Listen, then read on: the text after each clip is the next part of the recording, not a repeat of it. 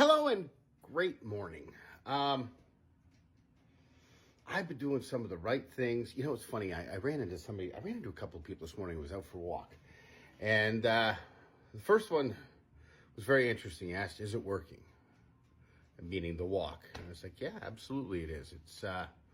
I'm down a few pounds, 15, 20 pounds, getting there slowly but surely. But I said the interesting thing was, 6 years ago, I guess, was my last fight. Wow, 6 years has gone by that fast.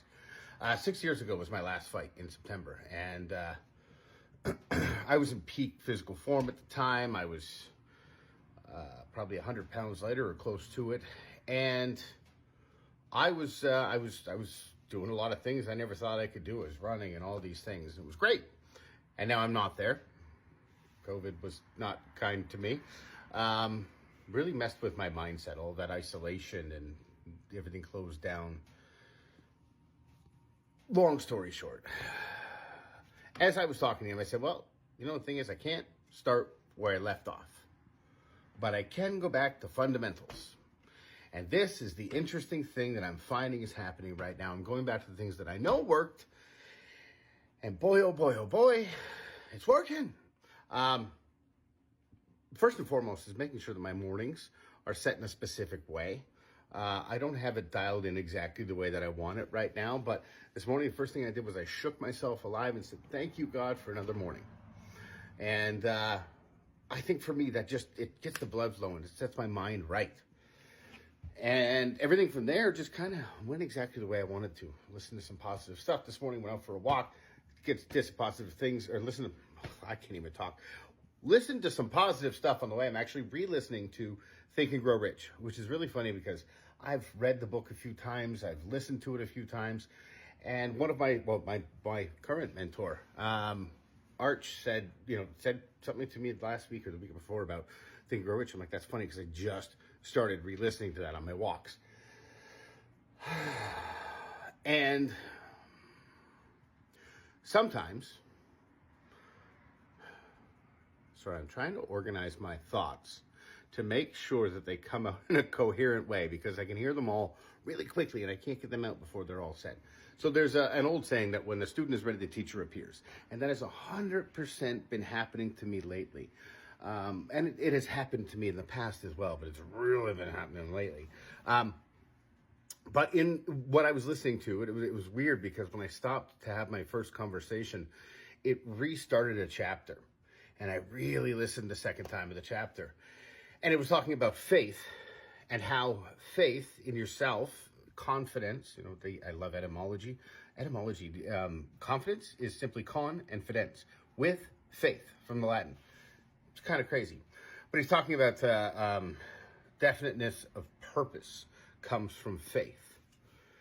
And faith is something I've struggled with a lot lately, but a lot in my life in general, but just trying to understand when things aren't in your purview, when they're not right in front of you. How do you believe that they can be? Well, there's lots of stuff. I'm not gonna talk about that today, but that's some stuff that I'm really delving into deeply. But the definiteness of purpose kind of hit me. Had we been vehicles, we probably would have run into each other. But it's very interesting. I ran into an old friend. We used to play hockey together a million years ago. And we ended up having an opportunity to walk 3 blocks together. And I kind of made a joke. He was saying that he was really busy with work. And I made a joke. Well, he said he missed a lot of the 20 degree days. I said, well, the good thing is you can go buy some of those, right? Isn't that the point? He said, actually, no, the point is I have 130 people's lives that I'm responsible for, and I want to make sure that we're paying them a living wage and that nothing goes wrong to jeopardize those jobs. And especially because they're in small towns, and without those jobs, those people are going to have a lot tougher time. And it was just, for me, I have a bunch of things that I'm working on right now. But only one of them has a definiteness of purpose. And that's what really solidified me of what I need to focus on the most. And that is PTSD prevention training. Because to me, it can save lives. Not just to me, it can save lives. I know this. But it was really interesting how just a million thoughts in my head, and where should I focus my energy today, and what should this be and all of a sudden, like I said, had we been vehicles, we literally would have probably run into one another. And I was just listening to that specific point in Think and Grow Rich. And my eyes were open to, hey, you know what? There's lots of these things you can be doing. Lots of them are going to make money. You know how to do it. But only one is going to be connected directly to that purpose that you know is a higher calling. So what does this mean for everyone else? What's it mean for you? What it means is we need to serve something outside of ourselves. That's where we find meaning in life, period. The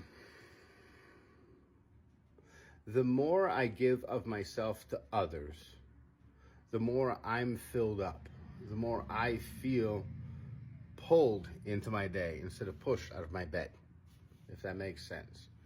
And we all have to do, it's great for parents, especially when you have young children. Parents do this a lot, but the thing is, kids grow up. It's kind of like it's kind of a pitfall. You have to be, and I was talking to my girlfriend about this, and it was very interesting. She said she read something this morning, and it stuck with me too.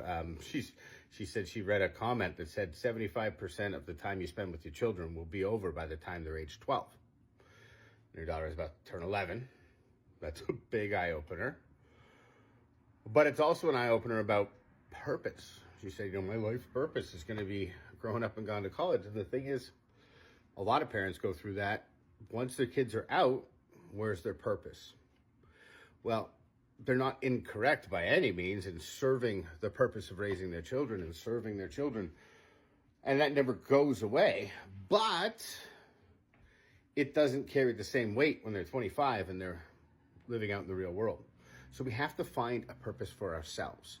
We have to serve people in somehow, some way, to better humanity. That's the whole point of us being here, is we have to work together to better humanity. Because Lord knows it's not been great lately. So, as you're going about your day, start thinking about the things that really get you in the feels. What really makes you feel something deep down inside? And then, how can you help others get a feeling like that? Some people do it through charities. I do it through firefighting and talking to you. Some people do it through their church, through the Legion. How can you serve community? How can you help other people? Something as simple as sharing your knowledge of something that people really enjoy. Sierra, I'm talking about you and how to bake sourdough. Sorry, didn't mean for the call out, just kind of happened. But it's true. How can you help other people's lives get better because you exist? That's what we're all here for. If you're having troubles finding your purpose, reach out. Say, hey, I don't know, thinking about this. I'd love to have you bounce ideas off of me. I'm easy to get a hold of. Anyhow, I'm probably going to regret that one. So I'm thinking about, I've talked about this once before. I am going to put together a meetup group in the area for business networking. I don't know, just something that's really been calling to me lately. I got to figure a couple of things out about that, but I personally need to get back in the environment, and I've grown too comfortable and too isolated in my little microcosm of an office and a desk and a laptop, and I need to get out and network with other business owners. So I'm going to be starting that up because that's the best way to do that. But I also, we feed each other. We can learn from each other. We can grow and all that stuff by networking and coming into an environment with like-minded people. Lord knows that can be difficult sometimes to find like-minded people. Anyhow, that's it for me today. If you want to know more about what I've been doing with PTSD prevention, go to Tools and Tactics, PTSDprevention.com. That's a long name. I'm going to have to change that domain name maybe.